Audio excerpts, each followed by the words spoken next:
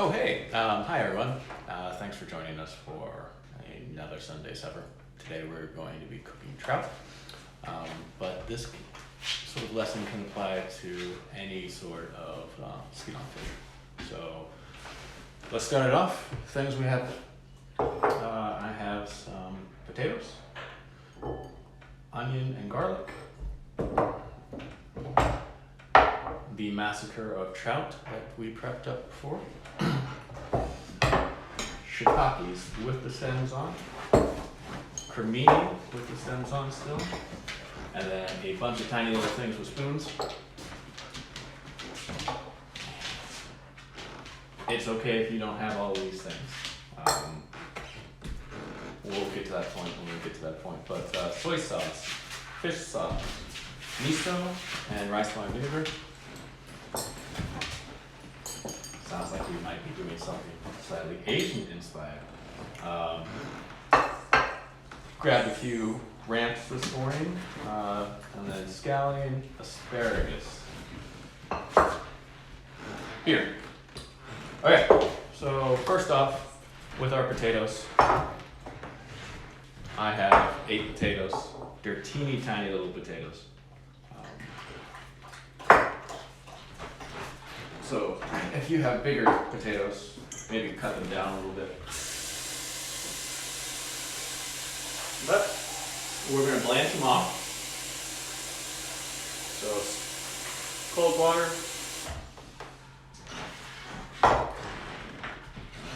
salty. Potatoes in. That's way too much water. We're on a time limit here. You all want to get out in the sun. I imagine we're going to put that on high.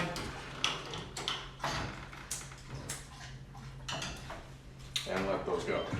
All right, next is our trout. So, all the stuff that we aren't going to use: head, tail, head, belly, more belly, and pin bones. If you actually scraped the belly and you have that, make sure you keep that around before they turn. So that's going to go in the pot. But also, what's also going in the pot is all of our mushroom stems.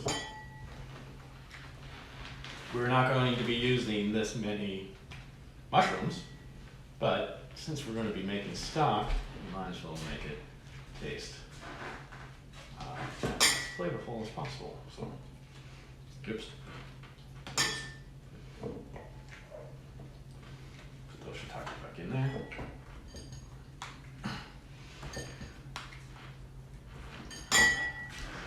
Cremini stems.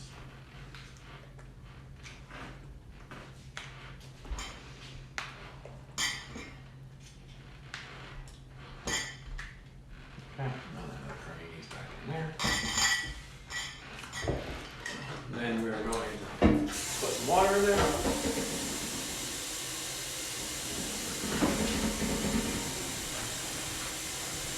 And I would say about a quart would probably do. So this is what we look like. There's enough room for this stuff to move around, but it's not like a bunch of water. We're going to put that on the back stove, back burner, whatever. And we're going to put it on medium low. I'm going to try not to mess up the explanation of this. It's a bit technical, but when you're making stock, a protein, the actual proteins, not a protein as in steak or fish or something like that, but the proteins actually start to break apart at incremental temperatures. So if you're starting off at 70, you don't want to bump it up all the way to 212 in the shortest amount of time. You want to draw that process out so that you can actually pull and extract the flavors from it. So that's what you do with stock. You don't want it to boil. Eventually it will boil because it's there on the heat for a long enough time. But your key is not to get it to a boil and then let it reduce. You want it to simply go through that wave of temperatures so that all of the proteins can be broken down. All right. So, while we're waiting for our potatoes to blanch, we are going to dice up some onion. Dice, chop, whatever. Julienne, you do you.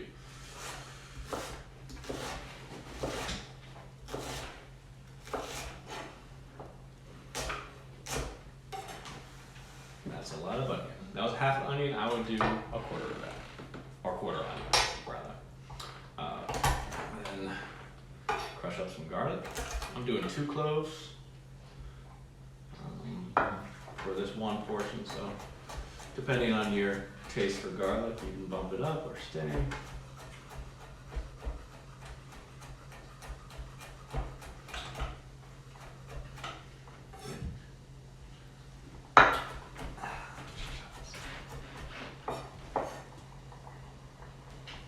Hear the water already boiling in the back on the potatoes. That's good, but not boiling. The stock, which is also good. I'm just gonna mix these all up.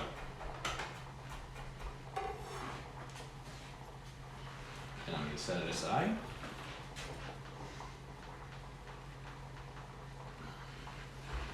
So we're making a quick a la minute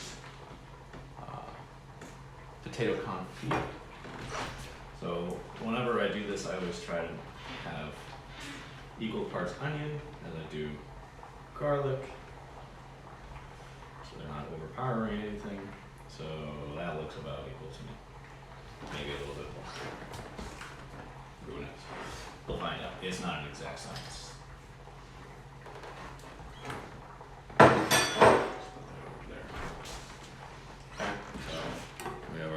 Mushroom, onions and garlic, beer. Okay, let's process some mushrooms. I'm gonna say 3 of each is fine. Now, what do we do with the rest of the mushrooms then? Well, you say, Megan, can you pass me that paper bag?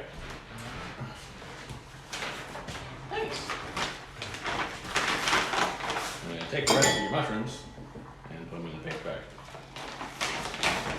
The good thing about storing mushrooms in paper bags is they'll keep longer. And if they get to the point where you can't use them, it's because they're drying out. So all you have to do is rehydrate them. Thank you, man. Science.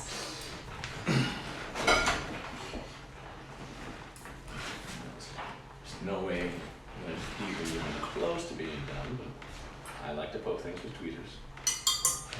Okay. So, I'm just gonna quarter these.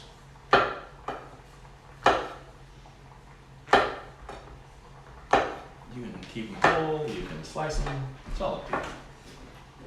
It's not really gonna change the cooking process all that much. Okay, and then mushrooms.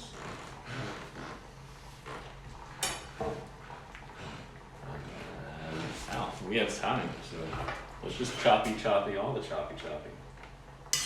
Yes, that is the technical term. So I'm using ramps and scallions, a green onion of every sort would work.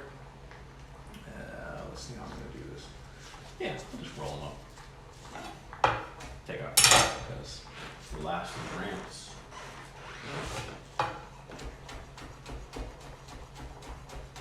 And just sheathing out them. Slice very thinly.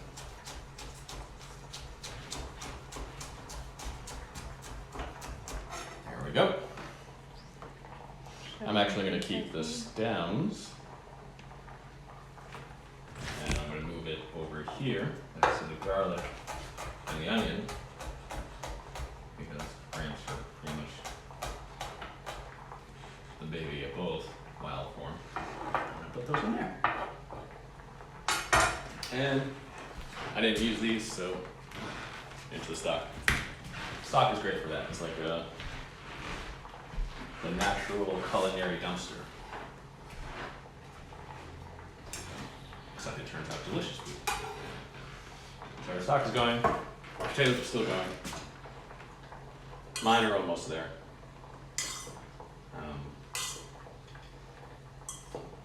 If you had larger potatoes, then yeah, you'd want to break them down just a little bit, but all the same size, so they cook evenly. Since we still have more time, this is great. I'm going to get all the cutting done. We have our scallions, and we're going to do the same thing we did.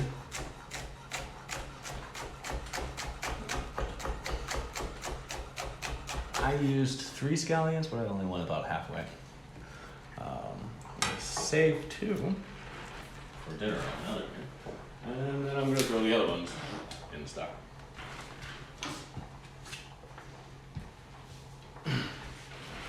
For the sake of time, we're gonna turn up the stock just a little bit. Not a lot, just a little bit. Then we have our asparagus. Again, best way to break down an asparagus is just break it down. Have on this end and this end, bend it. Where it breaks, that's where it's tender.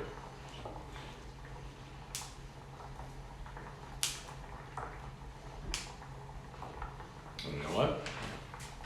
Stop. 14. Okay. Then we have our handy dandy peeler. Just move this down because I have a cutting board just filled with prep now. And we're going to peel the asparagus, leaving the crown. May have seen me do this before. This is one of my favorite things to do with asparagus. And I have 6 asparagus in one dish. I will cook my trout later.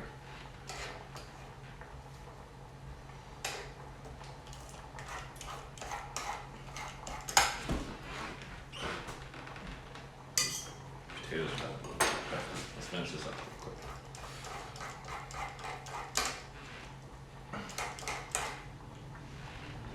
Now we have the crowns. And I'm just going to cut off a little excess. Okay, these little crowns. And then I'm going to throw these useless things away. I mean, into the stock. It's the great thing about stock. Nothing's ever useless. Actually, do that. For the ramps and the asparagus, shaved asparagus, nibble. Scallions too, sure. And our potatoes are done. Drain out the potatoes.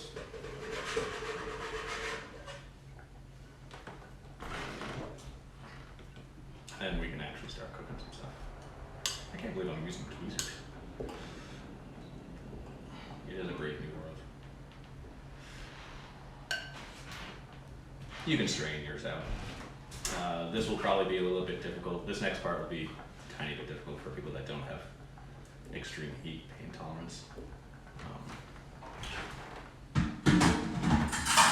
If you can't grab onto a potato after it's come out in boiling water, just hit them with cold water, shock them, if you will.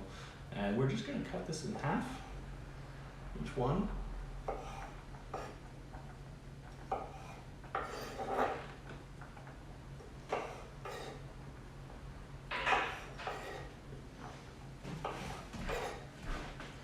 That one was a little bit hot. Okay.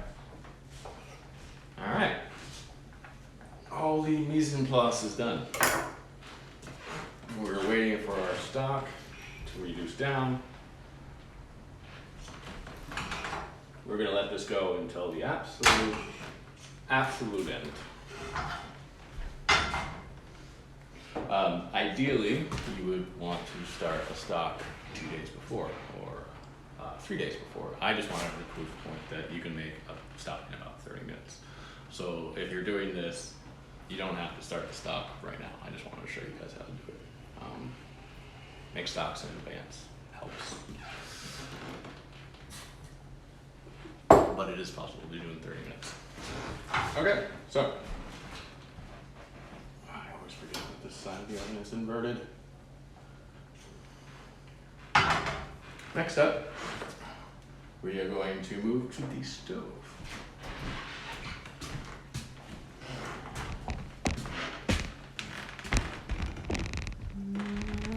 There you go.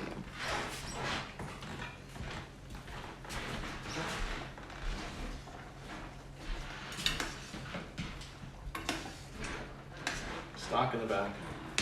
It has come to a boil.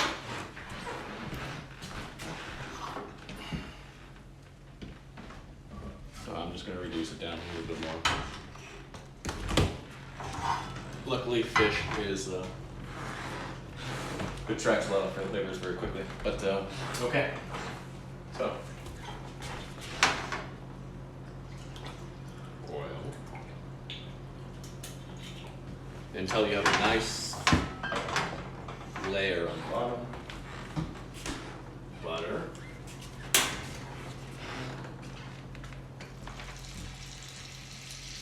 And we're at medium low again.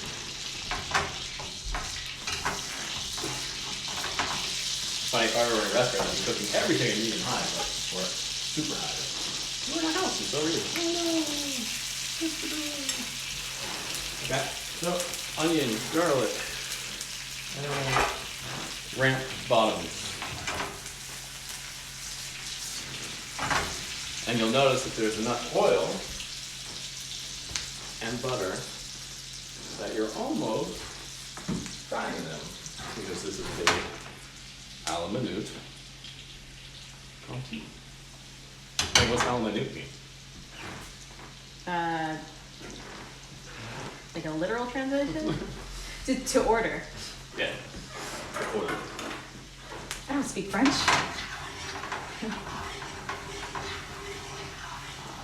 So we're just competing that. Letting all the flavors come into the oil. Basically what we're doing is making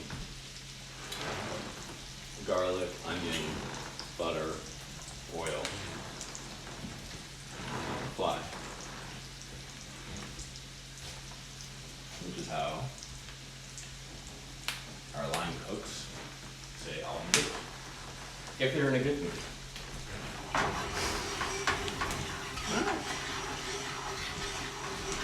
So just gonna keep doing this, moving it around. It's usually not a professional technique to move around food. You just want it to do it itself, but guaranteed there's a hot spot in your pan and there's a hot spot on your burner. So you always just want to keep everything going when it's a bunch of oil like this.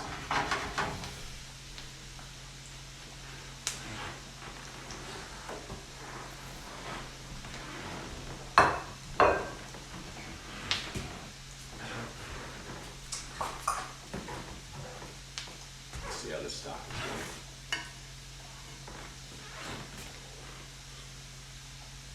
is going. Trouty.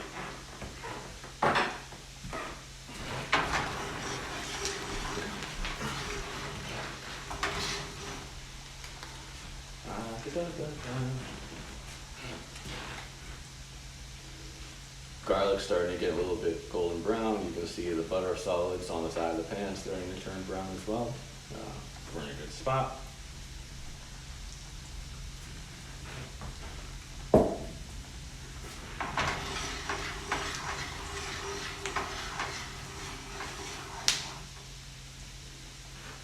We are imparting the flavor of the onion, garlic, and ramp into the oil. That is our goal right now.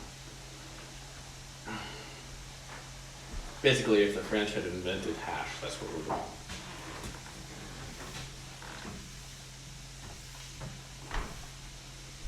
Looks good.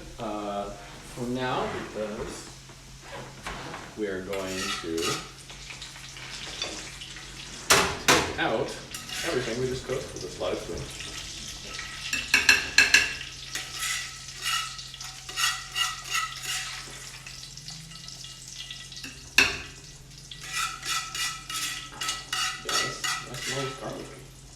The reason we're doing this is because if we cook the potatoes, which is what we're going to do,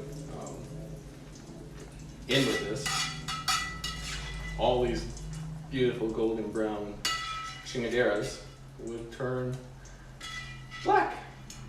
So we're just going to take it out. But we don't want to get rid of the oil because that's delicious stuff. So we're just going to set those aside. And we're going to take our potatoes and we're going to put them skin side down. Doesn't make any sense. Shouldn't we have them flesh side down? Yes, we should, but we have to do this first.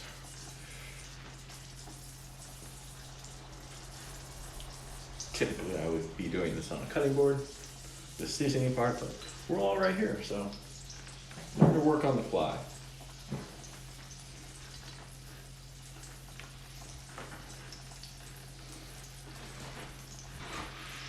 All right. So potatoes take a lot of salt. We're going to salt the flesh side of the potato.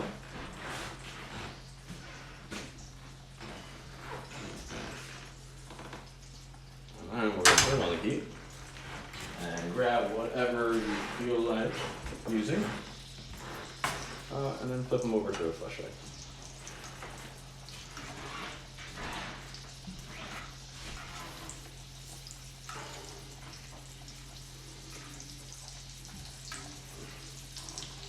What did I do for tweezers? It's a really easy job with tweezers. I always do like tweezers. Alright, I'll just do it my way. Tweezers when you finish up. Ah, Right thing. excellent.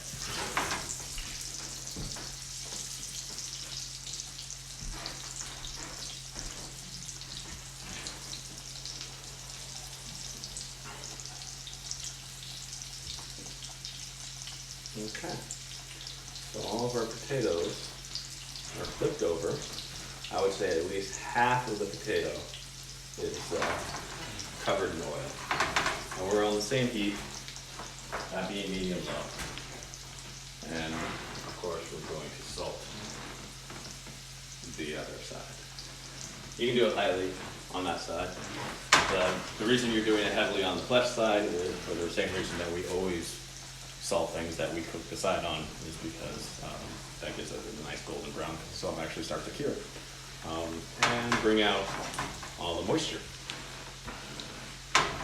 So we're going to go back to watching food cook for a bit. Oh,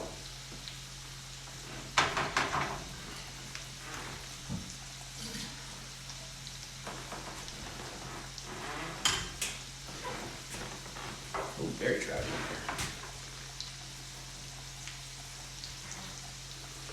If you cleaned a trout, how'd you feel? I was doing the math today actually, and I have to probably say that I'm close to deboning close to 10,000 trout. So as you do more, I imagine you're not going to do 10,000 trout. Please don't do 10,000 trout for your own health and safety. As you do it more often, you become much better at it. And it works with all fish. Even the large, like a king salmon that's 40 pounds, it's the same process. You take the rib bones out from the spine, lay it out, and then take the fin bones off. It's really simple. And if you actually are a fisherman, then the only process that you're skipping is taking the guts out. Oh, while we're waiting for this to go, there are two types of ways to have trout cleaned. There is the dressed, which is what we did. That means that just the organs are taken out. That leaves your spine and your rib bones and all your pin bones. And then there's deboned, which is a bit of a misnomer because that just means that they took the backbone and the rib bones out. The pin bones are still there, and the pin bones can be quite large. And if you're anything like me, where you have a very susceptible gag reflex, one of those hits the back of your throat. It's not good. It's not good. I actually know this because I went to a restaurant with my brother, and that was not a good time for anyone. That's the first time I learned about that. Okay, so potatoes are golden brown, which is good. That's what we want. Now we're just going to flip them over real quick.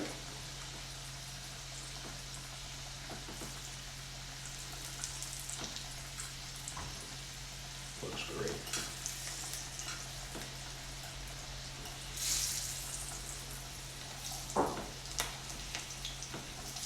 And just let that backside get some butter and oil.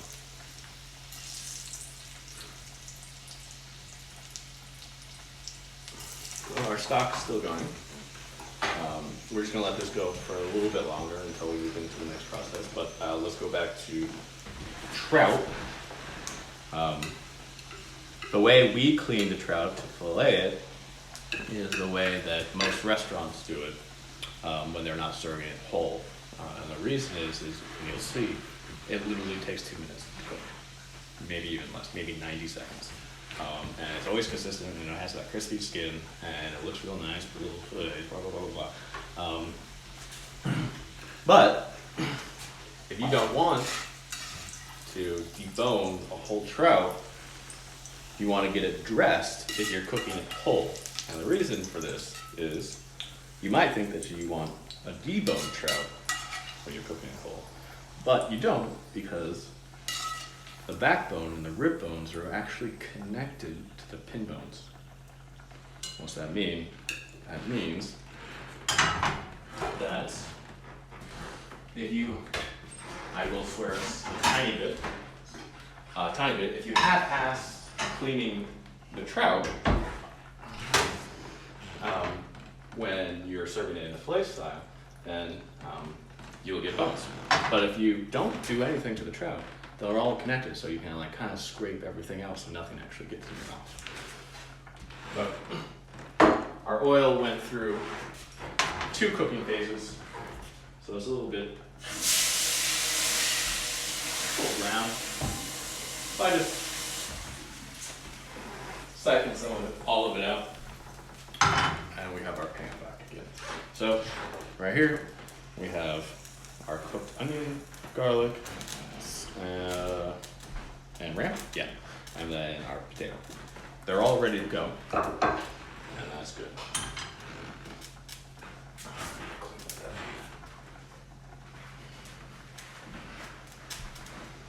So while I'm cleaning out this pan, if you were to catch a fish and then have a fire on the side of a screen,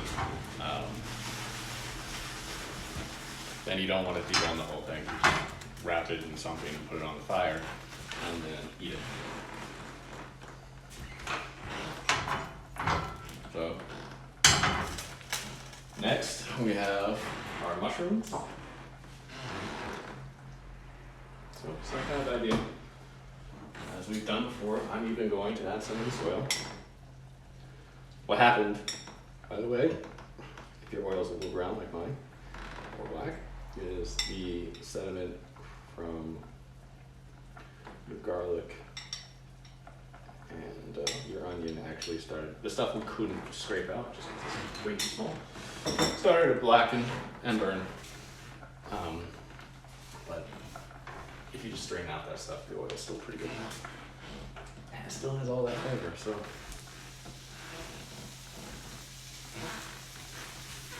Come on. Season it up. Both types of mushrooms.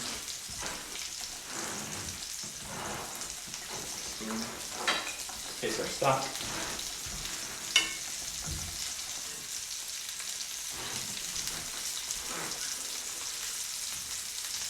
Yes, that is getting good.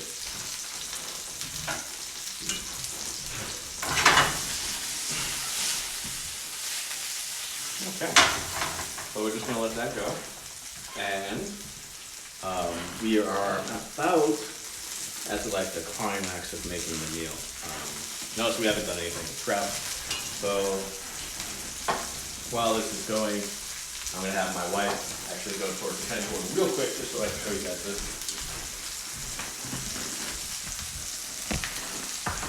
So, paper towel. Same thing we did with the chicken. Inside down. Just to get rid of any excess moisture.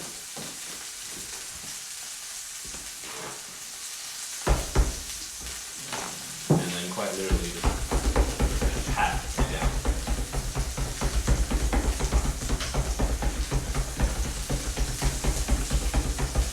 This is getting rid of all the moisture. If you did the prep video, you can and you store it like I asked you to, you can see the differences between this trout, which I did today, and the other trout, which I did on Friday. And it's actually starting to look like it's almost cured, while this looks like it's quite moist. And that's a good thing, because that is the whole thought process behind dry aging and all that kind of stuff. You're getting rid of the liquids in the blood so that you taste more fish and less liquid. So we just patted those down. And don't salt them yet because, again, our stuff is here. And we're going to go back to our stove. We're getting to the last part.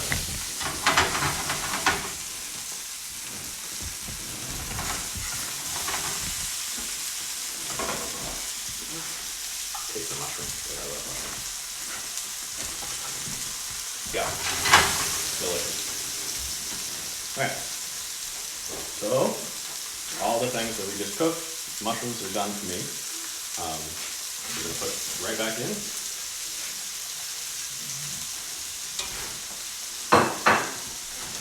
With our asparagus crowns. And we're going to toss it all up.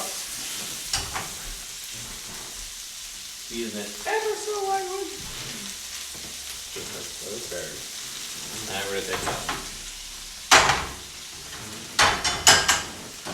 And then we have another cast iron pan and a small fire.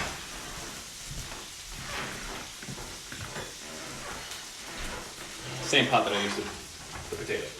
We're going to take this trout stock. And I'm going to put in approximately a cup. I'm going to let it keep going. I'm going to turn it down really, really low. The stock that we did not siphon from. And I'm going to take the stock that we did, I'm going to turn it up.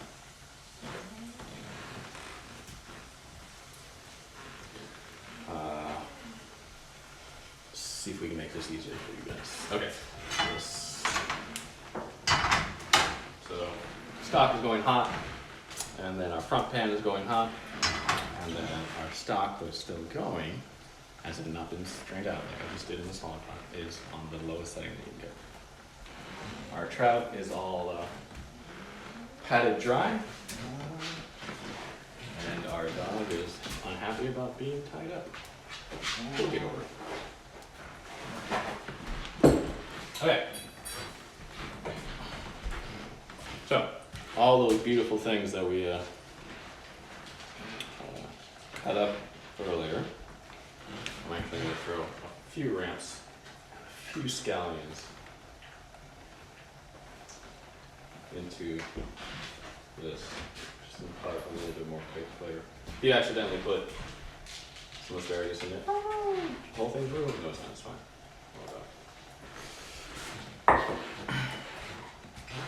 So we're waiting for this pan to be smoking hot.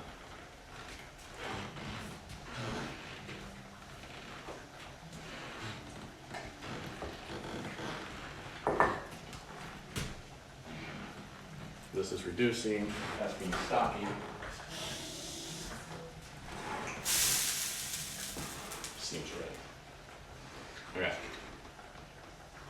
I'm actually going to let this go for a little bit before we do this. Just because I want as much umami in that stock. So what we're doing with the stock now is we're reducing it. So we're getting rid of all the excess water and just combining it with the scallion and the fish stock and the mushroom stock and all that kind of stuff that we just had before. So if yours is light, like mine is, when you reduce it, it'll actually get darker and darker and darker and darker, which is a good thing. Okay, pan is smoking hot, but I don't want to cook this trout yet because I want to get this stock really good. So I'm gonna relax for a second. Sure, I've said it once before, and I will continue to say it over and over again. You always have time for 60 seconds. A lot can happen in 60 seconds.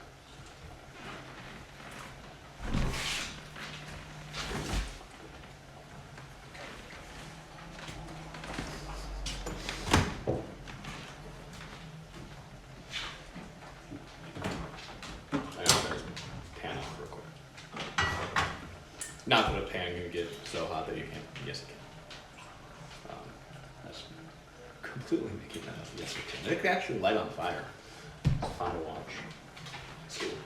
High school dishwashers love that stuff.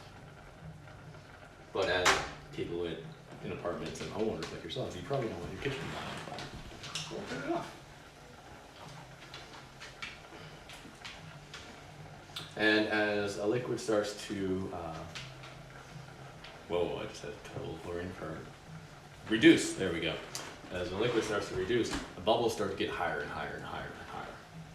It's always a nice little indication that it's nearly there.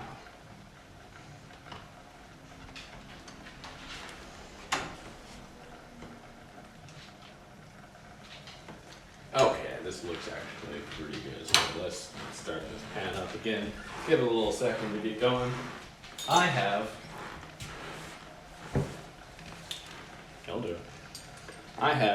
fermented barley miso. You could, if you can't get this, which I totally understand, you can actually get the packets of the instant black packets for miso soup and just use the seasoning. It works.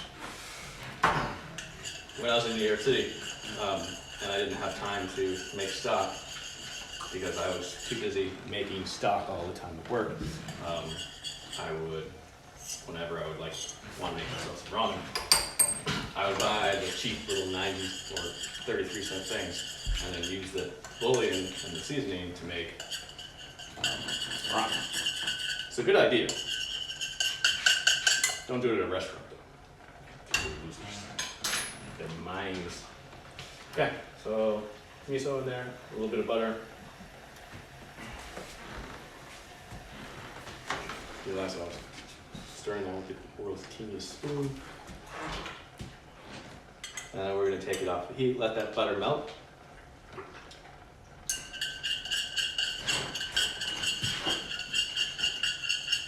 Stir it up. Same thing that we learned with adding dairy to anything. If you heat it up too much with dairy in it, then it will break. So that's all heated up, melted, delicious, and our pan's ready to go. Do not overcrowd your trout. So if only one thing of trout can fit into your pan, then do one at a time. I can get two in here. So you want to lightly season the skin and then heavier the other way around. Heavily salt the skin, lightly fresh salt. I'm having like a stroke right now. The flesh. Light flesh, heavy skin. There we go. Oil. You you're on smoking hot, as you can see, you put it on low. In fact, you might want to just take it off if you're smoking as much as I do. Okay? And then this is the scary part, but this is how you do it. Okay? Put it in.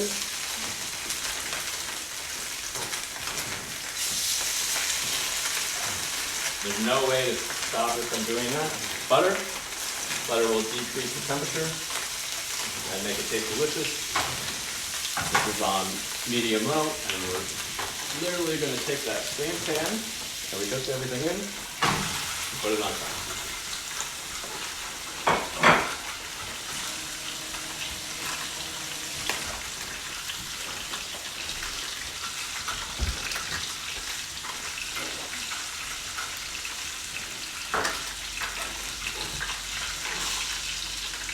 Have a landing pad.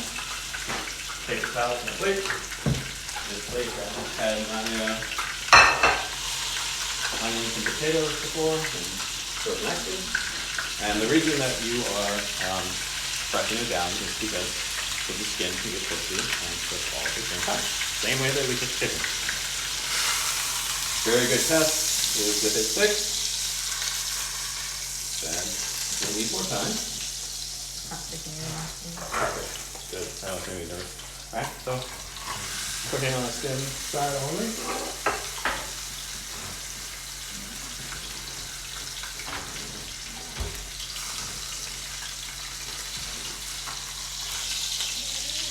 Good. So you can see that the trout is cooked. And the skin is crispy, and the way you know that is because it's not sticky. So we're just going to split the trout.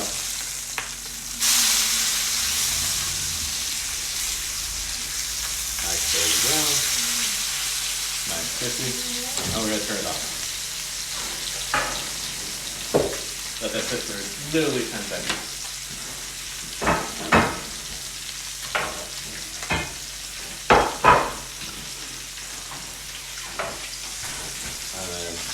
Put it on a landing pad. Yeah.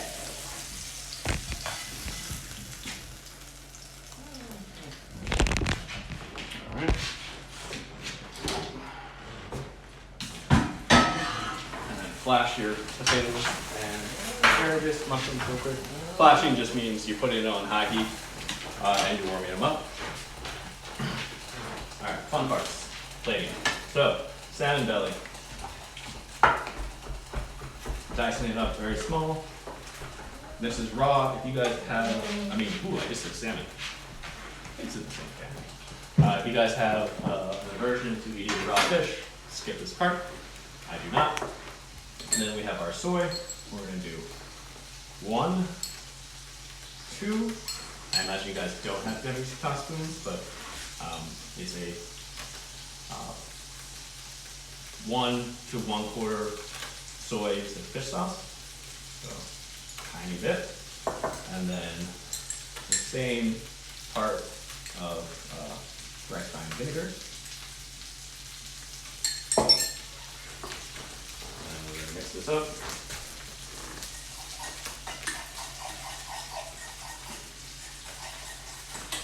Salt it. Keep an eye on your mushrooms. They are flashed. They are cracking. It looks great. Don't worry about that. Oops. Taste.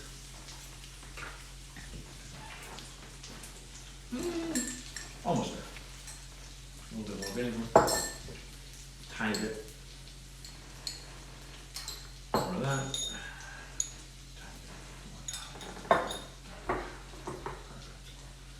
Okay. Let's plate. So, mushrooms, asparagus, and potato.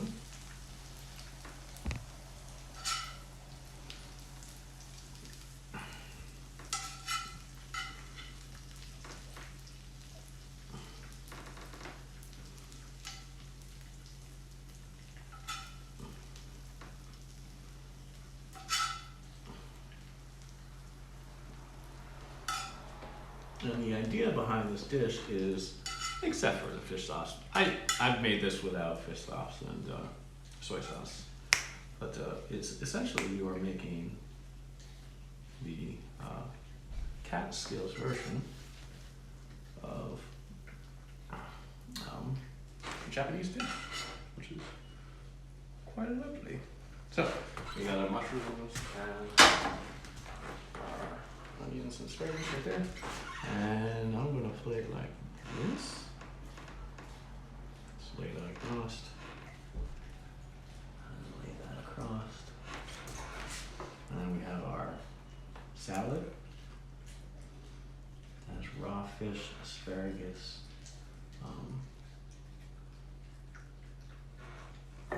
scallion ripen for a nice little fresh zinger, if you will. And then for the last part, our sauce, and I'm just going to go around the edge of the plate so that you can see it. Don't get it on the skin. I mean, if you get it on the skin, it's okay, but the sauce will, you know, make that crispy skin not so crispy.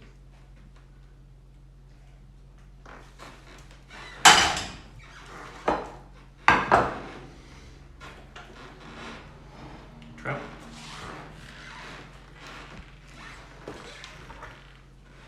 Trout. So this has trout 3 different ways. It has trout stock, it has trout, then it has raw trout, and it's usually most of the things that we will find up in the Catskills around this time. Again, if you couldn't get trout, or you can't get trout, any sort of skin on fish, same process, just with something like a salmon might take a little bit longer, but you press it down and yeah. And that's it. My wife's favorite part. Megan, you want to do it? I just show up for snacks. While she's doing that, next week I was thinking maybe possibly we should play around with liver or make pates or mousses or something like that. Or unless, you know, also we're going back to the real normal world, maybe we won't do it, we'll see. But thank you everyone for joining us, and cheers. Thank you.